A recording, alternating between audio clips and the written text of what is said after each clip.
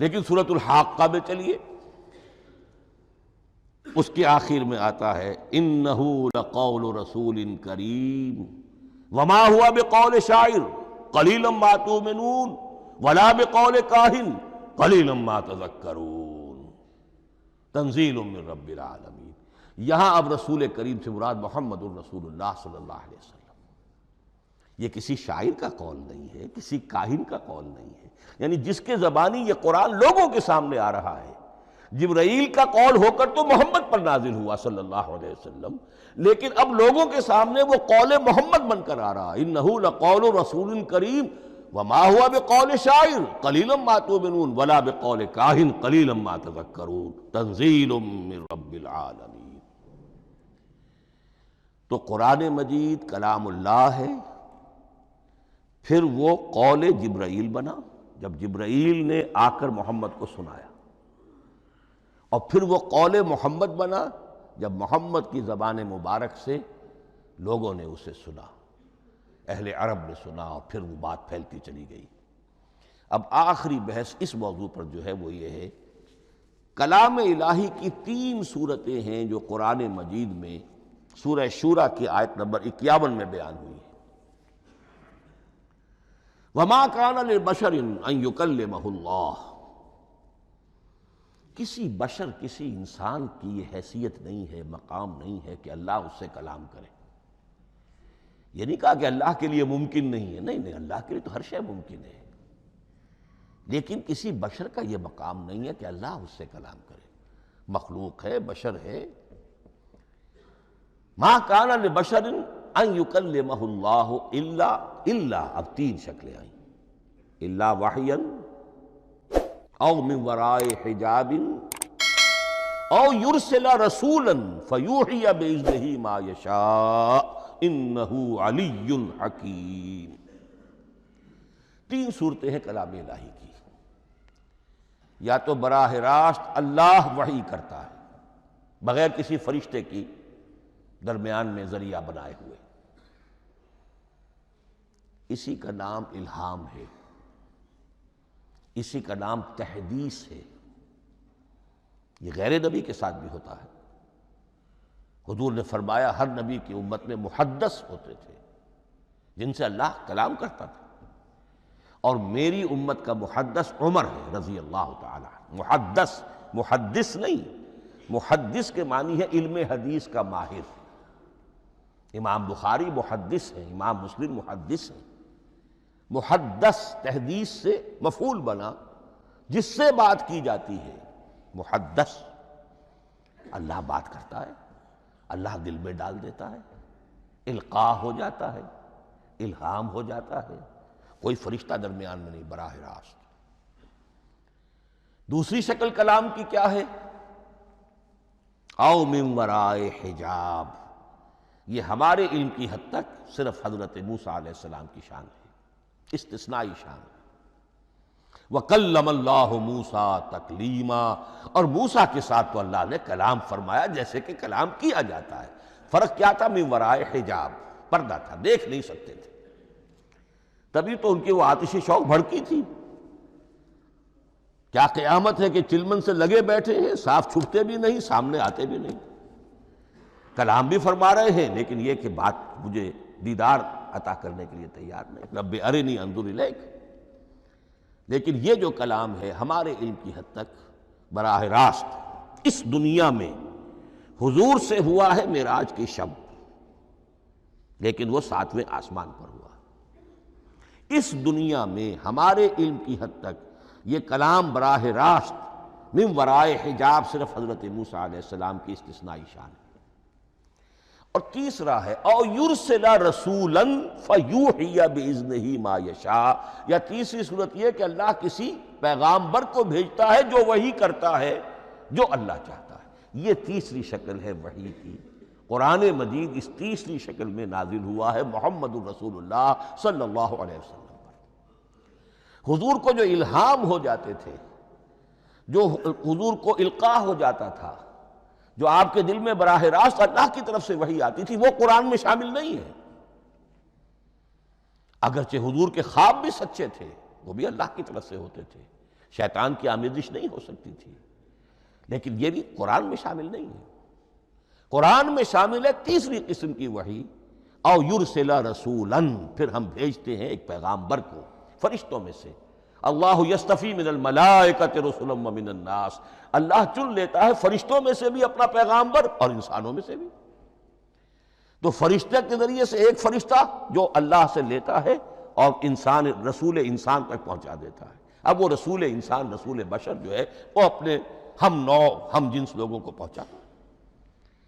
تو اللہ یستفی من الملائکۃ رسلا ومن الناس، یہاں وہی بات فرمائی، او یرسل رسولا فیوحی باذنہ ما یشاء، پھر وہ وحی کرتا ہے اللہ کے حکم سے جو اللہ چاہتا ہے۔ یہ کلام الہی کی یہ تیسری شکل ہے جو محمد الرسول اللہ صلی اللہ علیہ وسلم پر نازل ہوا، اور وہ ہے قرآن حکیم۔ اب ایک اور بحث جو علمی ہے وہ یہ ہے کہ حضور پر جو اس کا نزول ہوا اس کی کیفیات کیا تھی۔ دو الفاظ استعمال ہوتے ہیں، انزال بھی اور تنزیل بھی۔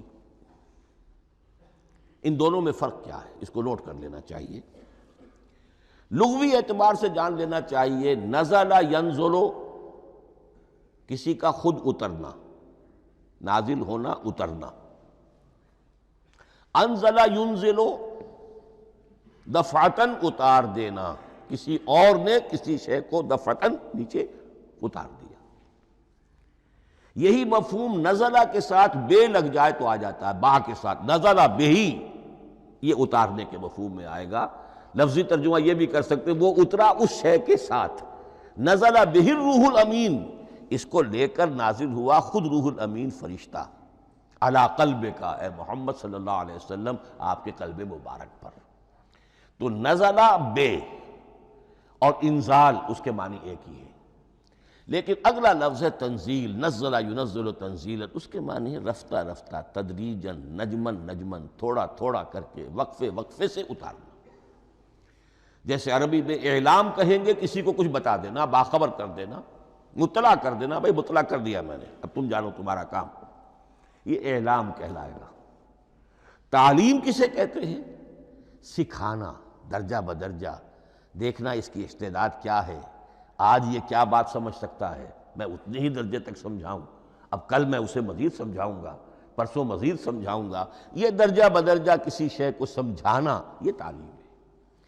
تو انزل ینزل انزالا، یہ ہے اتار دینا دفعتاً، اور نزل ینزل تنزیلا، یہ ہے تدریجاً اتارنا۔ اب قرآن مجید کے لیے یہ دونوں الفاظ مستعمل ہیں، لیلۃ القدر اور لیلۃ المبارکہ۔ اب یہ دو بھی نوٹ کر لیجئے، قرآن مجید میں چونکہ اہم مضامین کم سے کم دو جگہ پر ضرور آتے ہیں۔ انا انزلناہ فی لیلۃ القدر، یہاں انزلنا ہے، نزلنا نہیں ہے، انزلنا ہے، ہم نے اتارا اس کو لیلۃ القدر میں۔ اور باقی صورت تو آپ کو یاد ہوگی، وما ادراک ما لیلۃ القدر، لیلۃ القدر خیر من الف شہر، تنزل الملائکۃ والروح فیہا باذن ربہم من کل امر، سلام ہی حتی مطلع الفجر۔ لیکن یہ اہم مضمون قرآن مجید میں دوسری جگہ بھی ہے۔ سورہ دخان کے شروع میں فرمایا حامیم والکتاب المبین انا انزلناہ فی لیلۃ مبارکۃ انا کنا منذرین فیہا یفرق کل امر حکیم امرا من عندنا انا کنا مرسلین رحمتا من ربک انہ هو السمیع العلیم۔ یہ لیلۃ المبارکہ ہے، ایک ہی ہے، لیلۃ القدر اور لیلۃ المبارکہ۔ ان دونوں کے لیے وہی انزلنا کا لفظ آیا۔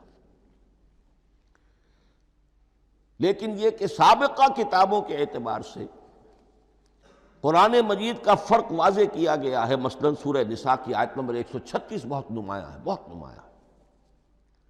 وہاں فرمایا گیا یا ایھا الذین آمنوا آمنوا باللہ ورسولہ والکتاب الذی نزل علی رسولہ والکتاب الذی انزل من قبل۔ اے ایمان کے دعوے دارو، حقیقتاً ایمان لاؤ، ایسے ایمان لاؤ جیسے ایمان لانے کا حق ہے، اللہ پر بھی اور اس کے رسول پر بھی، اور اس کتاب پر بھی جو اللہ نے اپنے رسول پر نازل فرمائی، اور اس کتاب پر بھی جو اللہ نے پہلے نازل فرمائی. لیکن نازل کے لیے یہاں آیا حضور کے لیے والکتاب الذی نزل علی رسولہ، تنزیل کی شکل میں، اور تورات کے لیے والکتاب الذی انزل من قبل، وہ تو دفعۃ واحدا لکھی ہوئی تختیوں کی شکل میں حضرت موسیٰ علیہ السلام کو دے دی گئی تھی. تو یا ایھا الذین آمنوا آمنوا باللہ ورسولہ والکتاب الذی نزل علی رسولہ والکتاب الذی انزل من قبل. یہ جو تنزیل ہوئی ہے حضور پر، یعنی لیلۃ القدر میں جو رمضان مبارک میں ہے، پورا قرآن لوح محفوظ سے، کتاب مکنون سے، ام الکتاب سے نقل کر کے اتار دیا گیا سمائے دنیا تک. پہلا آسمان جسے ہم کہتے ہیں سمائے دنیا، وہ آسمان جو قریب ترین ہے دنیا کے، وہاں سے اب یہ درجہ بدرجہ تھوڑا تھوڑا، چند آیتیں، چند سورتیں، پھر آیتیں، پھر سورتیں، یہ نازل ہوا محمد الرسول اللہ صلی اللہ علیہ وسلم پر. گویا کہ پہلا مرحلہ انزال کا ہے. پورا قرآن لوح محفوظ یا کتاب مکنون یا ام الکتاب سے نقل کر کے اتار دیا گیا سمائے دنیا تک. یہ ہے انزل ینزل انزالا، انا انزلناہ فی لیلۃ القدر انا انزلناہ فی لیلۃ مبارکہ. لیکن محمد الرسول اللہ پر یہ نازل ہوا اب تھوڑا تھوڑا، نجمن نجمن، درجہ بدرجہ، تدریجاً. یہ ہے تنزیل. اس تنزیل کی حکمت قرآن مجید میں بیان ہوئی ہے، اور اس اعتبار سے کہ اہل عرب نے، اہل مکہ نے اعتراض کیا تھا کہ یہ پورا قرآن کیوں نہیں محمد ایک ہی مرتبہ پیش کر دیتے صلی اللہ علیہ وسلم. اس میں جو چیز مضمر تھی وہ یہ تھی کہ چونکہ یہ حقیقت میں اللہ کا کلام نہیں ہے، یہ محمد کا اپنا کلام ہے، تو کوئی شاعر دنیا میں ایسا نہیں ہے جو ایک دم اپنا پورا دیوان دے دے. وہ تو ساری عمر میں تھوڑا تھوڑا، آج غزل کہی، کل قصیدہ کہا، پرسوں کچھ اور کہا، پھر وہ جمع ہوتا ہے تو وہ دیوان بنتا ہے. اسی طریقے سے تو یہ کر رہے ہیں. اگر یہ اللہ کا کلام ہوتا تو بیک وقت آ جاتا. یہ تو ذرا محنت کرتے ہیں، کچھ اس کے اندر اس کو اپنی محنت سے کوشش کر کے کچھ موضوع کرتے ہیں، کلمات، الفاظ، اور اس طریقے سے رفتہ رفتہ لے کر آ رہے ہیں.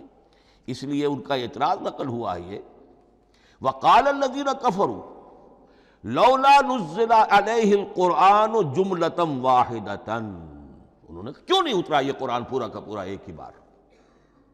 یہ اعتراض تھا.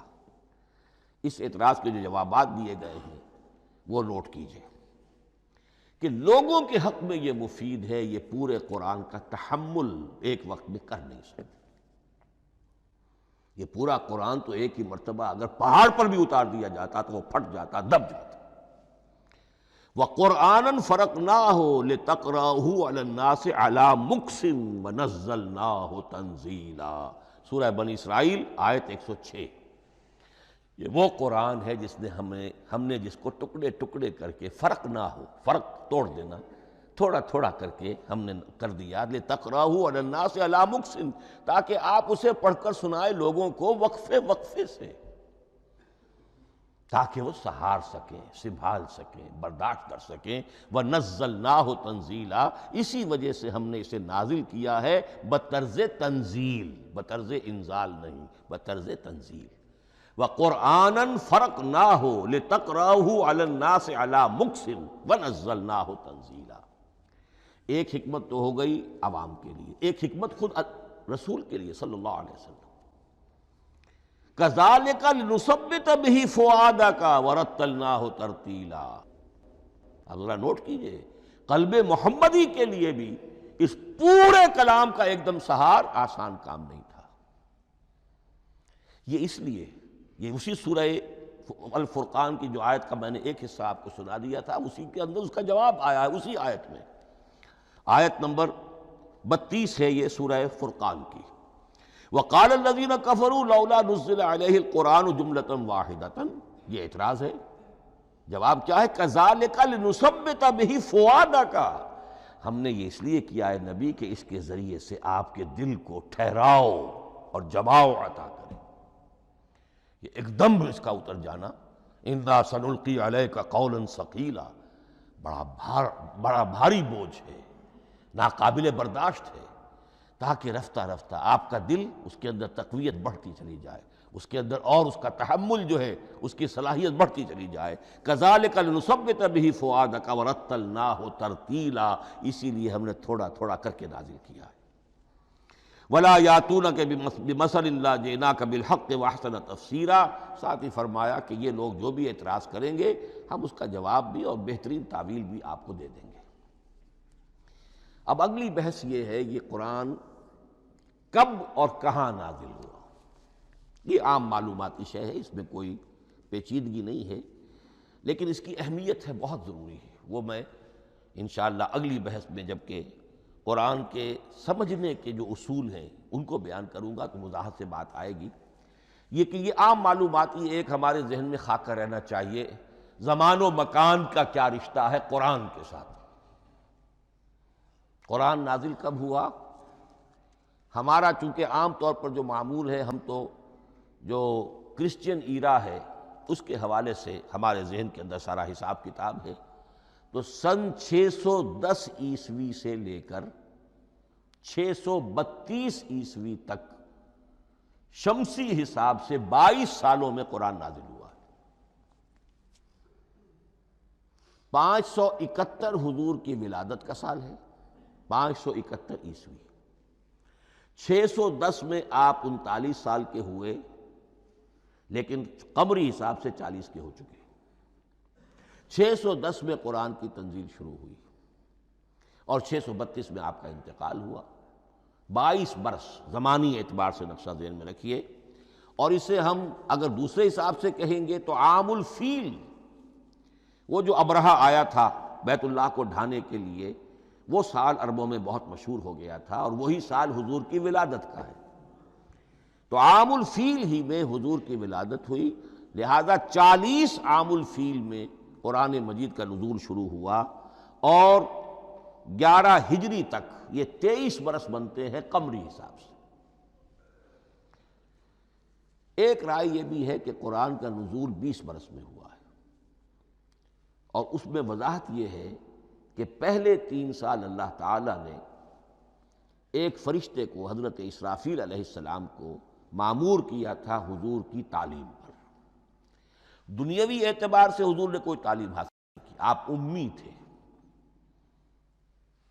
آپ نے دنیاوی اعتبار سے کسی کے سامنے زانو تلمس طے نہیں کیا، کہیں کوئی تعلیم حاصل نہیں کی، کہیں کوئی تحصیل علم نہیں کی، لیکن اللہ تعالیٰ نے علمہ شدید القوا، اللہ تعالیٰ نے جو کچھ انہیں سکھایا ہے، جو علم انہیں عطا کیا ہے، تو ایک روایت یہ ہے کہ 3 برس تک، اور اس کے بعد پھر قرآن نازل ہونا شروع ہوا تو 20 برس تک قرآن نازل ہوا۔ لیکن وہ لوگ بھی مانتے ہیں کہ سورہ علق کی آیتیں نازل ہو چکی تھی، پھر 3 برس کا وقفہ ہے۔ سورہ علق کی آیتیں کیا ہے؟ جو پہلی وحی ہے، اقرأ بسم ربک الذی خلق، خلق الانسان من علق، اقرأ وربک الاکرم الذی علم بالقلم، علم الانسان ما لم یعلم۔ گویا کہ بسم اللہ ہو رہی ہے محمد الرسول اللہ صلی اللہ علیہ وسلم کی تعلیم کی، اور جن گھرانوں میں یہ رواج ابھی تک چل رہا ہو، بسم اللہ بچوں کی کراتے ہیں، ایک تقریب کی شکل میں منعقد کرتے ہیں، ہمارے ہاں یہ رواج تھا، اب ہم چھوڑ چکے ہیں، کہ جو تقریب بھی حضور کی اور صحابہ کی زندگیوں سے ثابت نہ ہو، ہمیں کوشش کرنی چاہیے کہ ان تقریبات کا سلسلہ منقطع کریں۔ ما انا علیہ واصحابی، ہماری تقریبات جو ہیں وہ بس وہیں تک محدود رہنی چاہیے۔ بہرحال وہ جو ایک چلتی ہے روایت، 4 سال 4 مہینے 4 دن کا بچہ یا بچی ہو تو بسم اللہ یہی آیتیں پڑھی جاتی ہیں۔ پڑھ تو نہیں سکتا، انگلی رکھ کر پڑھانے والا کوئی عالم دین بیٹھ جاتا ہے سامنے، وہ نہا دھو کر بچہ یا بچی بیٹھی ہوئی ہے، اور اس کو اقرأ بسم ربک الذی خلق، خلق الانسان من علق، اقرأ وربک الاکرم الذی علم بالقلم، علم الانسان ما لم یعلم۔ اب اس میں تو سارا پڑھنے پر زور ہے، حصول علم پر زور ہے، کسی تبلیغ کا حکم ہی نہیں، ابھی رسالت کا کوئی تذکرہ کچھ بھی نہیں، اس میں تو قیامت کا بھی کوئی ذکر نہیں۔ اب اس کے بعد روایت یہ ہے کہ 3 برس تک پھر حضرت اسرافیل دن رات حضور کے ساتھ رہے ہیں اور آپ کی تعلیم ہوئی ہے، اور پھر 3 برس کے بعد پھر وحی کا سلسلہ شروع ہوا ہے، واللہ عالم۔ لیکن یہ کہ جب سورہ اقرا نازل ہو چکی ہے اس کی 5 آیتیں، تو وہ 3 برس بھی اس کا وقفہ شمار ہوں گے، زمانہ نزول پھر وہی 23 برس رہے گا۔ اسی کے ساتھ میں نے عرض کیا تھا کہ دوسری بات یہ کہاں نازل ہوا قرآن۔ ایک لفظ میں تو یہ سمجھ لیجئے یہ حجاز میں نازل ہوا۔ حجاز جزیرہ نماء عرب کا ایک خاص حصہ ہے، پہاڑی سلسلہ، یوں سمجھ لیجئے، اس کو ذہن میں رکھیے۔ جزیرہ نماء عرب جو ہے وہ شمال سے جنوب کی طرف چوڑا ہوتا جاتا ہے، شمال میں شام اور عراق کی طرف جاتا ہے تو وہ تنگ ہے، پھر نیچے چوڑا ہو رہا ہے۔ اس کا جو مغربی ساحل ہے جس پر جدہ کی بندرگاہ بھی ہے، ینبو کی بھی ہے، اس کے کہیں وہ ایک میدان شروع ہوتا ہے ساحل سے، کہیں وہ بہت مختصر ہے، کہیں خاصا چوڑا ہے، اس کو کہتے ہیں تہامہ۔ پھر ایک پہاڑی سلسلہ ہے، اس کو کہتے ہیں حجاز۔ یہ پہاڑی سلسلہ جو ہے اس کے بعد جو ہے وہ نجد کہلاتا ہے، وہ سطح مرتفع ہے، پلیچو۔ تو یہ 3 حصے ہیں جزیرہ نماء عرب کے جغرافیائی اعتبار سے، اور حجاز کہتے بھی ہیں پردے کو، حاجزن، پردہ جو 2 چیزوں کے درمیان حائل ہو جائے۔ تو یوں سمجھیے کہ یہ فلیٹ ہے نجد کا، اور یہ فلیٹ ہے میدان، یہ ہے تہامہ کا، اور درمیان میں یہ پہاڑی سلسلہ کھڑا ہوا ہے، تو یہ گویا کہ ان دونوں کو جدا کر رہا، یہ حجاز ہے۔ اس حجاز ہی کا شہر مکہ ہے، اس حجاز ہی کا شہر مدینہ ہے، اس حجاز ہی کا شہر طائف ہے، اس حجاز ہی کی آخری ٹپ سمجھ لیجئے تبوک ہے۔ تو حضور صلی اللہ علیہ وسلم کی پوری زندگی آغاز وحی کے بعد سے لے کر وہ اسی علاقے کے اندر، پہلے آپ مکے میں تھے، قرآن مجید کی جو صورتیں اس دور میں نازل ہوئیں یا آیتیں نازل وہ مکیات کہلاتی ہیں۔ پھر آپ نے ہجرت کی، اور ہجرت کر کے جب آپ جا رہے تھے اس دوران میں بھی کچھ قرآن نازل ہوا اثناء ہجرت میں۔ پھر آپ مدینے تشریف فرما ہوئے، اب وہ ہم کہتے ہیں مدنی قرآن، لیکن مدنی قرآن سارا مدینے میں نازل نہیں ہوا۔ آپ کبھی جا رہے کسی مہم پر، کسی جنگ کے لیے، غزوہ بدر کے لیے آ گئے ہیں، تو وہاں جو آیات نازل ہو رہی ہیں وہ مدینے میں تو نہیں ہو رہی۔ براڈ تقسیم تو یہی ہے، مکی مدنی۔ ہجرت سے قبل جو کچھ نازل ہوا وہ مکی، ہجرت کے بعد جو کچھ نازل ہوا وہ مدنی۔ لیکن صرف مدنی کہنا صحیح نہیں ہے، اثناء سفر تبوک، اتنا طویل سفر ہے آپ کا، اس کے دوران آتے جاتے قرآن نازل ہوتا رہا۔ لیکن یہ بات نوٹ کر لیجئے کہ پورا قرآن حجاز ہی میں نازل ہوا ہے، یہ تمام شہر، یہ تمام علاقہ حجاز کہلاتا ہے۔ ایک اور بحث جو ہم اسی اپنی پہلی نشست میں مکمل انشاءاللہ کر لیں گے، وہ ہے محفوظیت قرآن کی بحث۔ میں نے عرض کیا تھا کہ 3 چیزوں پر ہمارا عقیدہ مشتمل ہے۔ یہ اللہ کا کلام ہے، نمبر 1، نازل ہوا محمد الرسول اللہ پر صلی اللہ علیہ وسلم، اسی لیے ہم نے کلام سے متعلق کچھ مباحث علمی گہرائی میں اتر کر وہ سمجھے، حضور پر اس کے نزول، انزال اور تنزیل کے مختلف مراحل کو سمجھا۔ اب اس کی محفوظیت کے اعتبار سے واقعہ یہ ہے کہ واحد کتاب ہے پوری دنیا میں، واحد کتاب جس کے بارے میں دشمن بھی تسلیم کرتے ہیں، چاہے وہ اسے اللہ کا کلام نہ مانے، لیکن یہ مانتے ہیں کہ بعین ہی وہ شے جو محمد نے اپنی امت کو دی تھی آج بھی امت کے پاس صحیح موجود ہے۔ ظاہر بات ہے اگر تو اسے اللہ کا کلام مانے، وہی مانے، تب تو مسلمان ہی ہو گئے۔ وہ تو یہی کہتے ہیں کہ بہرحال محمد نے چاہے خود لکھا، تصنیف کیا، جو بھی کچھ کیا اس کو چھوڑ دیجئے، لیکن جو شے محمد نے اپنی امت کو دی تھی صلی اللہ علیہ وسلم، بعین ہی وہ شے موجود ہے۔ تو یہ محفوظیت قرآن کی جو ہے، جبکہ کوئی اور دنیا کی کتاب اس کی مدعی ہی نہیں۔ تورات والوں کا سرے سے یہ دعویٰ ہی نہیں ہے، وہ تورات تو گم ہو گئی تھی نبوکدنضر کے حملے کے وقت، اس کے بعد سے دنیا میں تورات کا وجود نہیں ہے، اور پھر 100 برس کے بعد اپنی یادداشتوں سے مرتب کی ہے یہ تورات جو آج ہمارے سامنے ہے۔ انجیل کا جیسا کہ میں عرض کر چکا ہوں، کوئی نسخہ جو ہے نہ عبرانی کا موجود ہے نہ آرامی زبان کا ہے، دنیا کی کوئی کتاب نہیں جو دعویٰ کر سکتی ہو۔ یہ قرآن جو شروع ہوتا ہے ذالک الکتاب لا ریب فیہ، یہ دعویٰ دنیا کی کسی اور کتاب نے خود کیا بھی نہیں۔ اس کی بھی جس قدر پرشکوہ الفاظ میں علامہ اقبال نے اس کی ترجمانی کی ہے، انہی کا حصہ ہے۔ حرف اورا ریب نئے، تبدیل نئے، آیاش شرمندہ تعویل نئے۔ اس قرآن کے کسی حرف میں کوئی تحریف ہو جانا؟ نہیں، امکان ہی نہیں، قطعی طور پر۔ کسی لفظ کا بدل دیا جانا؟ نہیں، حرف اورا ریب نئے، تبدیل نئے، اس میں کسی کا شک پر مبنی ہونا نہیں، آیش شرمندہ تعویل نئے، اس کی آیت کوئی بھی ایسی نہیں جسے تروڑا مروڑا جا سکے، یہ اپنی حفاظت خود کرتی ہے۔ لا یاتیہ الباطل من بین یدیہ ولا من خلفہ، حامیم السجدہ کی آیت نمبر 42، اس پر باطل حملہ آور ہو ہی نہیں سکتا۔ انا نحن نزلنا الذکر وانا لہ لحافظون، ہم ہی نے یہ الذکر نازل کیا ہے اور ہم ہی اس کی حفاظت کرنے والے ہیں۔ جہاں تک پہلے ٹکڑے کا تعلق ہے اس آیت مبارکہ کا، اس میں تو تورات بھی آئے گی۔ تورات کس نے نازل کی؟ اللہ نے نازل کی۔ انجیل کس نے نازل کی؟ اللہ نے نازل کی۔ انا انزلنا التوراۃ فیہا ھدی ونور، یہ سورہ مائدہ میں الفاظ ہیں۔ انجیل کے بارے میں بھی ہم نے انجیل عطا کی عیسیٰ کو، فیہ ھدی ونور، لیکن یہ کہ انا نحن نزلنا الذکر، اس کو اس قدر تاکید کے ساتھ کہہ کر وَإِنَّا لَهُ لَحَافِظُونَ، اور ہم ہی اس کے محافظ ہیں۔ لیکن اس موضوع پر اہم ترین مقام جو ہے قرآن مجید کا، وہ سورہ قیامہ کی یہ آیات ہے، لا تحرک بہ لسانک لتعجل بہ۔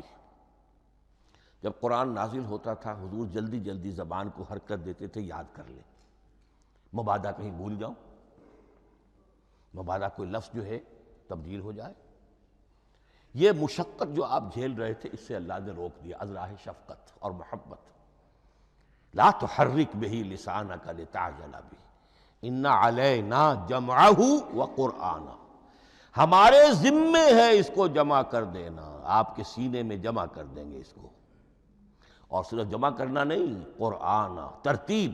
قرآن ہوتا ہے پڑھا جاتا ترتیب سے، یعنی ترتیب نزولی۔ یہ بعد میں ہماری علیحدہ بحث بھی آئے گی کہ ترتیب نزولی اور ہے، ترتیب مصحف اور ہے، یہ ترتیب بھی ہم کروا دیں گے، یہ بھی ہمارے ذمے ہے۔ ان علینا جمعہ وقرآنہ فاذا قرأناہ فاتبع قرآنہ، پھر جب ہم جس ترتیب سے پھر آپ کو پڑھائیں اسی ترتیب کی پیروی کیجیے۔